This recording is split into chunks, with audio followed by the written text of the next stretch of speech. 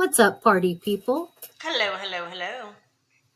I'm going to put a little trigger warning out just because I like to let our listeners know if we have sensitive material for our episode. This one it has a lot of very sensitive material. It does deal with death, it deals with war, and it does have it deals with a hate crime, and it does have a little bit of political information with it. So if this is not something you want to hear, we have some hilarious episodes. You can check us out on Spotify, on Podbean, on Apple, and also on YouTube. And we hope you do come by and take a peek because our gorgeous ghost host with the most, you get to see her pretty face and, my little evil mug. Uh, but those episodes are raw and they are unedited, so you get to see all of us in all of our glory. But if you're still with us, thank you. And you want the polished version, then stick with the podcasts. Stick with the podcast because we do scrub the hell out of these episodes. But our episode today is about a man with war in his heart. On October 7th, 2023, the Hamas... Okay, before you continue, I just got to put this out here. Okay. My episode that I have to record tonight takes place October 12th, 2023. So that same week. Holy shit, because the event that we're actually going to talk about happened October 14th, wow. 2023. Interesting. You guys, that was a wicked week last year or 2 years ago. Yeah, the universe is moving in such a way that they want us to bring you guys these incidents, these stories, because somewhere something needs to be told and nobody can tell it the way we do. Exactly. And it's never a mannequin. It's never a mannequin unless it blinks. Do you have mannequins that blink? I mean, it's either possessed or a person. Well, yeah. A possessed mannequin. I think I've seen that movie. I'm not sure which would be more traumatizing. I think they have sex dolls that blink. Oh, yeah. Temu has ones that will have a full-on conversation with you. True that. But it's in Japanese, so, go figure. Okay. I'm going to start over, and I'm going to edit the shit out of that and just put the good parts in. Okay. So this is the story of Joseph Czuba. Okay. A man with war in his heart. On October 7th, 2023, the Hamas, a Palestinian militant group with war in their hearts, launched the deadliest attack in Israel's history, killing over 1,000 people, taking hostage over 825 people. Wow. This senseless act of violence would spread across the seas, creating another senseless act of violence. Just 2 weeks later, to Plainfield Township, Illinois, creating war into the heart of Joseph Czuba. On October 14th, 2023, after yet another day obsessed with the news out of Israel, Joseph became hyper-fixated on his Palestinian American tenants, Hanan, Cheyenne, and her 6-year-old son, Wadia. Never having a problem with her landlord in the 2 years of renting from him, Hanan thought nothing of opening the door as he knocked. As Czuba became visible from the doorway, Hanan immediately noticed the bayonet in his hand. Quote, "You Muslims must die," screamed Joseph as he wrapped his free hand around her neck. Breaking free from the 71-year-old's grip, Hanan responds with, "Let's give peace a chance." Czuba attacked the 32-year-old woman with the knife. Hanan scratched her assailant's face as she fled to the bathroom, calling 911. There's just one major problem with this. Mm-hmm. Hanan's 6-year-old son, Wadia, was still in the apartment. Hearing the commotion, Wadia wandered out of his room to see what was happening. Finds himself face to face with the now Islamic fearing, Palestinian hating Joseph Czuba. While on the phone with the 911 operator, safe in the bathroom, Hanan's son is stabbed 26 times. Wow. That's... I don't even know.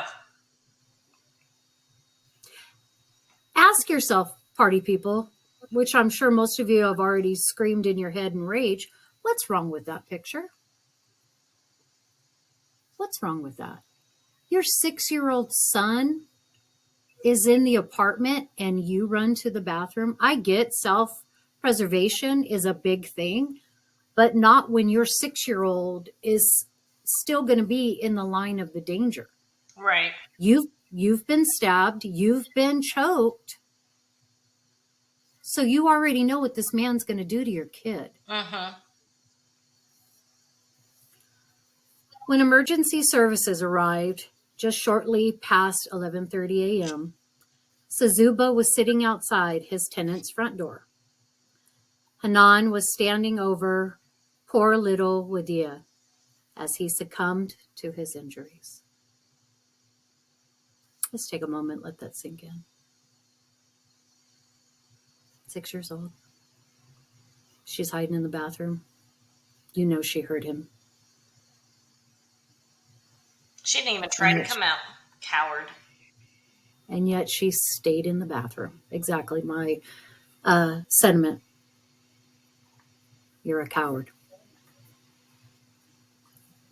Joseph was charged with first-degree murder, attempted first-degree murder, aggravated battery with a deadly weapon as a hate crime. After his February 24th, 2024 trial, jurors only needed 90 minutes to find the defendant guilty. And on May 2nd, 2025, so just shortly before this, about a week and a half ago, Joseph Czuba was sentenced to 53 years in prison, plus 30 years for a hate crime, plus another 30 years for the assault, plus another 30 years for the hate crime. He's 71. Why didn't they just say, you know what, dude, you're going to be in prison until you die? Just say life, because life may be a week, 2 weeks, 10 years. He could live to be 100. But either way, just say life. You're never coming out.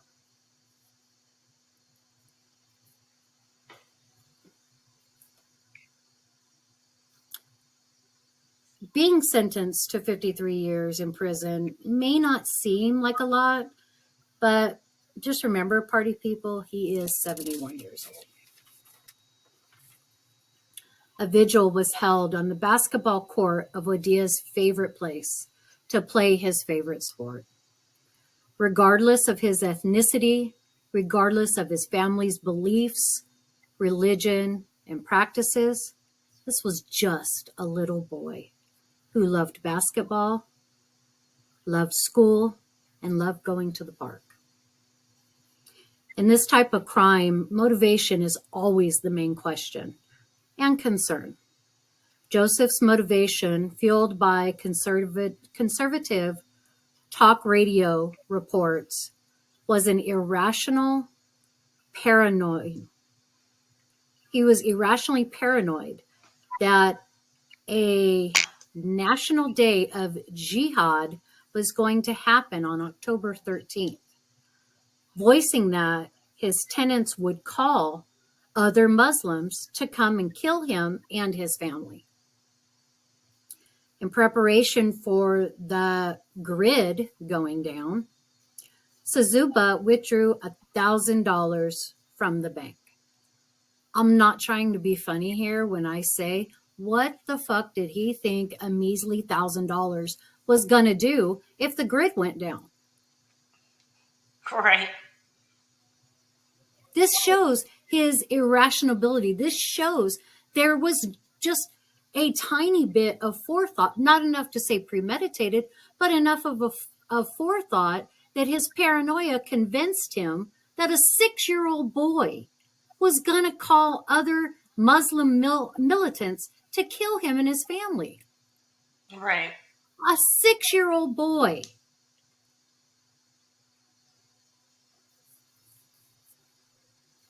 After a wrongful death suit was filed against Czuba, his brother, who is his property manager, and his wife, in November of 2023, Czuba's wife, Mary, promptly files for divorce. Okay. After 40-something years of marriage. I want to say she did it honorably because she doesn't want to be associated with somebody as extreme as Joseph. But my gut tells me it was because once she divorced him, she no longer had to be a part of the wrongful death suit. Right. Probably. A plaque of remembrance was placed at the playground where this all-American boy spent his happiest moments, surrounded by friends and family.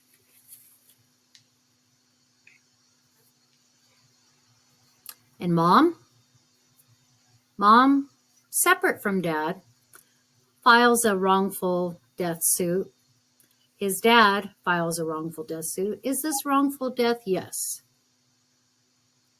But something in this also tells me that they are exploiting the death of their son for a cash grab. Because why does both of you have to? You know, you have a wrongful death suit, you win, you take that money, and you prevent this from happening. Educate people about Palestine, about the conflict, about truthfully what real Muslims, not fake Muslims, are about. Right. It's just like here. Not every country born person is a Klansman. Not every Black American born is a gang member. Not every Mexican born is an illegal immigrant. Right. We need to educate ourselves and not through conservative talk radio.